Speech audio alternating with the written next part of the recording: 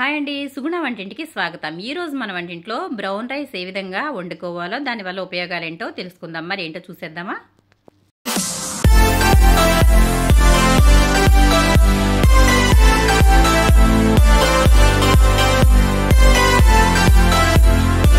ముందుగా నేనైతే ఇక్కడ బ్రౌన్ రైస్ తీసుకున్నాను. బ్రౌన్ రైస్ తినాలంటే చాలా మందికి అంతగా ఇష్టం ఉండదు.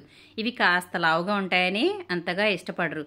కానీ కొన్ని విధాలుగా వండితే అవి తినడానికి రుచిగా ఉండి వాటిలో పోషకాలన్నీ మనకి అందుతాయి. కాబట్టి వండే విధానంలో కొన్ని కిటుకులు పాటించాలి. అవి ఏంటో మనం చూసేద్దాము. ముందుగా బియ్యంలో ఏమైనా ఉన్నాయేమో చూసుకుని ఈ విధంగా శుభ్రంగా ఏరుకుని పెట్టుకోవాలి.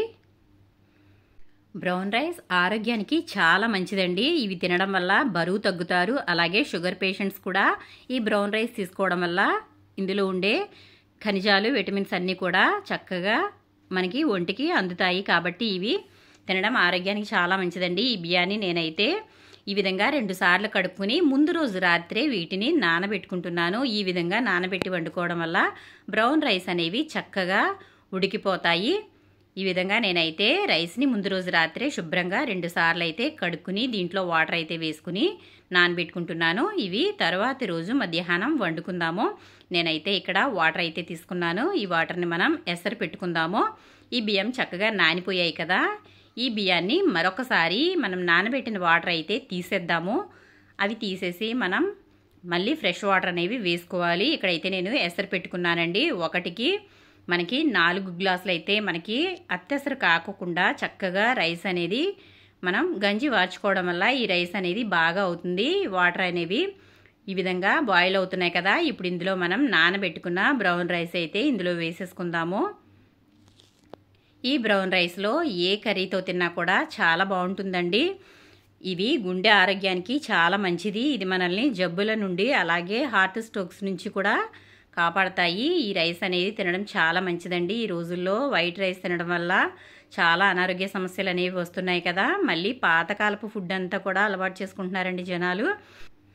అదే మంచిదండి. మన పాతకాలంలో తినే రాగులు, సజ్జలు, కొర్రలు ఇలాంటివి తినడం వల్ల ఆరోగ్యం అనేది చాలా బాగుంటుంది. చిన్న వయసులోనే షుగర్లు అనేవి వచ్చేస్తున్నాయి కదండి. అలాగే గుండె జబ్బులు ఇంకా రకరకాల అనారోగ్యాలతో బాధపడుతూ ఉంటున్నారు కదా.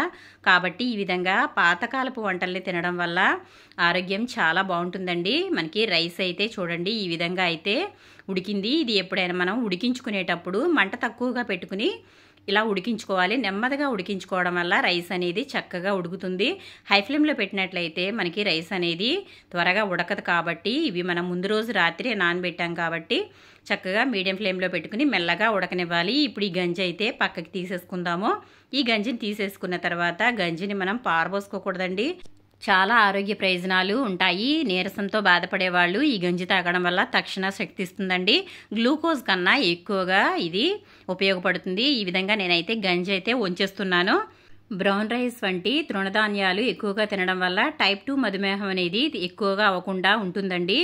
అది ఎక్కువ కాకుండా ఈ షుగర్ అనేది తగ్గిస్తుంది. కాబట్టి బ్రౌన్ రైస్ని ఆహారంలో భాగంగా చేసుకోండి. చాలా మంచిది ఆరోగ్యానికి. మనం గంజి అయితే ఉంచేసుకున్నాం కదా. ఇప్పుడు ఇది మళ్ళీ స్టవ్ మీద పెట్టుకుని ఒక 2 నిమిషాలు తడంతా కూడా పోయే వరకు ఉంచుకోవాలి. ఒకసారి చూడండి రైస్ అనేది చక్కగా మెత్తగా అయితే ఉడికిపోయింది. ఈ విధంగా మనకి ఉడికితే సరిపోతుంది. చూసారు కదా. బ్రౌన్ రైస్ వండుకోవడం చాలా ఈజీ అండి. మనం ముందు రోజు నైట్ అయితే నానబెట్టుకున్న తర్వాత ఈ విధంగా మనం 2వ రోజు మధ్యాహ్నం అయితే చక్కగా ఇది వండుకోవడం వల్ల చక్కగా అరుగుతుంది. ఆరోగ్యానికి కూడా చాలా మంచిదండి. మరి ఇంకెందుకు ఆలస్యం, ఆహారంలో భాగం చేసుకుందాం.